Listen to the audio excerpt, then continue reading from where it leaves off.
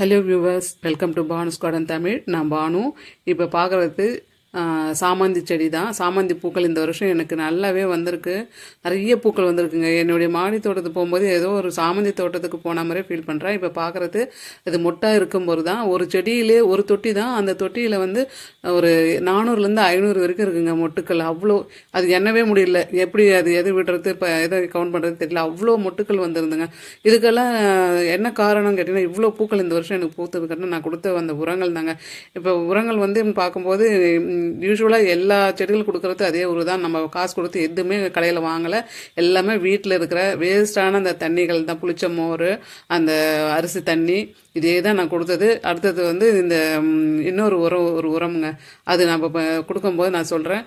நம்ம இந்த செடிகளை வந்து போன வருஷம் வந்து நான் ஒரே செடி தான் நான் வாங்கி வச்சுருந்தேன். போன வருஷம் முந்தின வருஷம் ஒரு செடி இருந்தது. போன வருஷம் சின்ன செடியாக ஒரு 4-5 தொட்டியில் வச்சுருந்தேன். அதுக்கப்புறம் அதுலேருந்து பதியம் போட்டு எனக்கு வந்து இப்போ டெரஸ் ஃபுல்லாகவே எனக்கு சாமந்தி தோட்டமாகவே இருக்குது. எப்படி கனகாமர செடி நான் பதியம் போட்டு வளர்த்தனோ கனகாமர செடியை, அதே மாதிரி தான் சாமந்தி செடிகளையும் நான் நிறைய உற்பத்தி பண்ணி இப்போ ஒரு சாமந்தி தோட்டமாகவே உருவாக்கிட்டேன். இப்போ நீங்கள் பார்க்குறது வந்து ஒரு டப்பில் இருக்கிற செடியிலேயே ஒரு 20லேருந்து 25 கிளைகள் வந்து அதுலேருந்து ஏகப்பட்ட மொட்டுகள் வருது. அது ஒரு தொட்டியிலேயே உங்களுக்கு வந்து 400லேருந்து 500 மொட்டுக்கள் வந்திருக்குங்க. எனக்கு அவ்வளோ சந்தோஷம். ஏன்னா நம்ம வந்து எவ்வளோ அந்த செடிகளை வந்து நம்ம கவனிக்கிறோமோ அவ்வளவும் நமக்கு அது வந்து திருப்பி நல்ல ஒரு பலனை கொடுக்குதுங்க.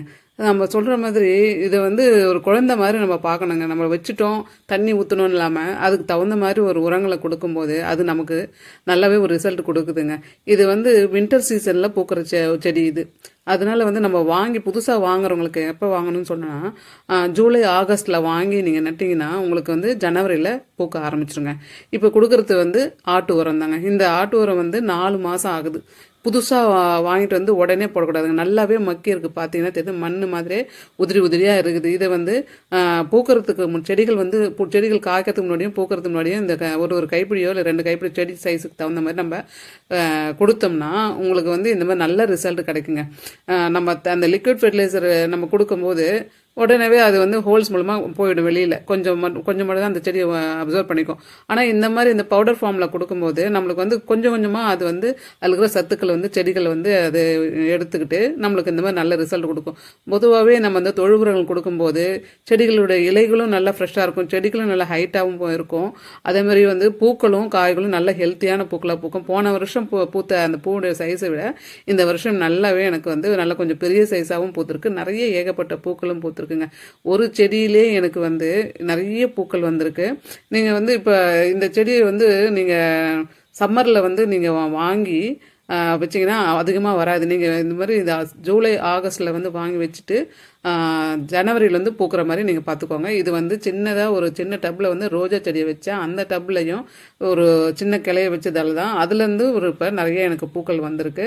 ரோஸ் செடி பூத்தது இல்லாமல் அதுலேருந்து பூக்களும் வந்து இந்த சாமந்தி பூக்களும் நிறையா வந்திருக்கு. இப்போ நான் நார்மலாக ஏற்கனவே சொன்ன மாதிரி ஒரு தொட்டியில் ஒரு செடிகள் மட்டுமே, ஒரு வெரைட்டி செடி இல்லாமல் மற்ற 2-3 செடிகளையும் அதில் வச்சோம்னா நமக்கு வந்து நிறைய செடிகளை வளர்த்து அது மூலமாக நம்ம நல்ல ஈல்டுகளை பார்க்கலாம். முக்கியமாக இந்த செடிக்கு வந்து வெயில் படணுங்க. வின்டர் சீசனில் வந்து வெயில் வந்து உங்களுக்கு ஏப்ரல் மே மாதிரி அவ்வளோ வந்து ரொம்ப ரொம்ப வெயில் இருக்காது. இது கொஞ்சம் மைல்டாக தான் சன்லைட் படும். அந்த சன்லைட் வந்து இதுக்கு பட்டாலே போகிறோம், நல்லாவே பூக்கும். இதுக்கு வந்து தண்ணி வந்து டெய்லியும் வந்து கொடுக்கணும்னு அவசியம் இல்லை. 1 விட்டு 1 நாள் கொடுக்கலாம். கொஞ்சம் ஈரமாக இருந்தாலே போகிறோம். நீங்கள் வந்து டெய்லியும் கொடுக்க வேணாம். தண்ணி செக் பண்ணிவிட்டு தண்ணி விடுங்க. இதுக்கு வந்து ரூட் இன்ஃபெக்ஷன் டக்குன்னு ஆகும். அதனால் தண்ணி செடிகளில் தேங்கி நிற்கக்கூடாது. அதனால நல்லா கொஞ்சம் ட்ரை ஆனதுக்கப்புறமா அதுக்கப்புறமா தண்ணி விடுங்க. இது வந்து பொதுவாக இந்த செடிகளை வந்து நம்ம வின்டர் சீசனில் பூக்கிறதுன்றதால புதுசாக செடி வாங்கி நடணுன்றவங்க இந்த ஜூலை ஆகஸ்ட் செப்டம்பர் அந்த 3 மாதத்தில் நீங்கள் அந்த செடிகளை வந்து வாங்கி நட்டுட்டு அப்போ வாங்க முடியலன்னா கூட இப்போ வாங்கி நடலாம். இப்போ வந்து வாங்கி நட்டிங்கன்னா உங்களுக்கு வந்து 2-3 பூக்கள் தான் நீங்கள் வந்து அது பறிக்க முடியுமே தவிர அதிகமாக வராது. இனிமேல் நீங்கள் வந்து இனிமேல் வாங்கணுன்னா இந்த மாதிரி சீசனில் வாங்கி ஆகஸ்ட் செப்டம்பர், ஜூலை ஆகஸ்ட் செப்டம்பரில் வாங்கி நட்டுட்டிங்கன்னா உங்களுக்கு வந்து டிசம்பர் ஜனவரி பிப்ரவரி இது வந்து 5-6 மாதத்துக்கு வந்து இது தொடர்ந்து பூக்குங்க. துளிர் விடும், அதுக்கப்புறம் பட்டு வரும், பூத்துட்டே இருக்கும். அதனால் நீங்கள் வந்து ஒரு செடி வாங்கி வச்சா கூட அதுலேருந்து சின்ன சின்ன கிளைகளை வந்து கட் பண்ணி நிறைய பாட்டில் வைக்கணும். புதுசாக ஒரு பாட் வாங்கி வைக்கணும்ல. ஏற்கனவே நீங்கள் செடி வச்சுருந்தா கூட அந்த ஈரமான மண் இருக்கிற இடத்துல நீங்கள் வச்சு நட்டிங்கன்னா உங்களுக்கு சீக்கிரமாக துளிர் வந்துடும். இப்போ வந்து இது 2வது பாக்ஸில் வந்து பறித்து இப்போ போடுறேன் நான். இப்போ ஒரே செடியிலேயே எனக்கு வந்து 3 டப்பா அளவுக்கு இந்த மாதிரி இது 3வது டப்பா பறிச்சிருக்கேன். பறித்து நான் வந்து அந்த பக்கெட்டில் போட்டிருக்கேங்க. இது வந்து 20 லிட்டர் பக்கெட்டு. அதில் வந்து 3 டப்பில் நான் போட்டுட்டேங்க. 3 பாக்ஸ் நிறைய பூக்களை பறித்து போட்டுட்டேன். எனக்கு ஒரே செடியில் இவ்வளோ பூக்கள் வந்து இது வந்து மினிமம் வந்து ஒரு 1/2 kg கிட்ட இந்த பூ வந்திருக்குங்க. இப்போ என்னோடய டெரஸ் கார்டனில் ஃபுல்லாக இருக்கிற பூக்கள் நான் பறித்தாலே இந்த பக்கெட் ஃபுல்லாகவே எனக்கு பூக்கள் வரும். அவ்வளோ பூக்கள் தேவையில்லைன்றதுக்காக இப்போ நான் வந்து இதை ஒரு ஒரு செடியில் மட்டும்தான் பறிச்சிருக்கேன். ஒரு செடியில் இவ்வளோ பூக்கள் வந்ததுன்னா அதுக்கு என்ன ரீசன் பார்த்தீங்கன்னா நம்ம கொடுக்குற அந்த உரங்கள் தாங்க முக்கியம். நீங்கள் ட்ரை பண்ணி பாருங்கள். இல்லை இருக்கிறவங்க கூட இந்த மாதிரி ஒரு உரங்களை கொடுங்க. லிக்விட் ஃபார்ம்லேயும் கொடுங்க, பவுடர் ஃபார்ம்லேயும் கொடுக்கலாம். இந்த மாதிரி கொடுக்கலாம். அடிக்கடி இந்த வேர்ப்புழுகள் தாக்குதல் இல்லாமல் இருக்கிறதுக்காக இந்த இது நீம் கேக்கு கூட நீங்கள் கொடுக்கலாம். நீம் கேக் இல்லைன்னா கூட நம்ம இந்த வேப்பிலையெல்லாம் இருக்குது பார்த்தீங்களா, வேப்பிலைங்கள்லாம் இருக்குது. அந்த இலைகளை கூட நம்ம வந்து பறித்து செடிகளுக்கு பவுடர்லாகவும் அரைச்சி போடலாம். இல்லைன்னா நீங்கள் சும்மாவே அந்த மூடாக்குன்னு சொல்லுவாங்கள்ல, அது மாதிரி கூட நம்ம அந்த செடிகளுக்கு போட்டு வைக்கலாம். அதனால் வேர்ப்புழு தாக்கல்லாம் வராது. இந்த செடிகளை வந்து வளர்க்குறது ரொம்ப ரொம்ப ஈஸிங்க.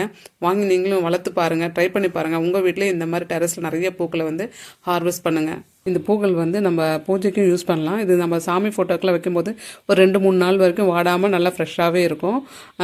இது வந்து மாலையாகவும் கட்டி நம்ம சாமி ஃபோட்டோக்கெலாம் வைக்கலாம். இந்த வீடியோ உங்களுக்கு பிடிச்சிருந்ததுன்னா லைக் பண்ணுங்கள், ஷேர் பண்ணுங்கள், சப்ஸ்கிரைப் பண்ணுங்கள். தேங்க்யூ ஃபார் வாட்சிங். பாய்.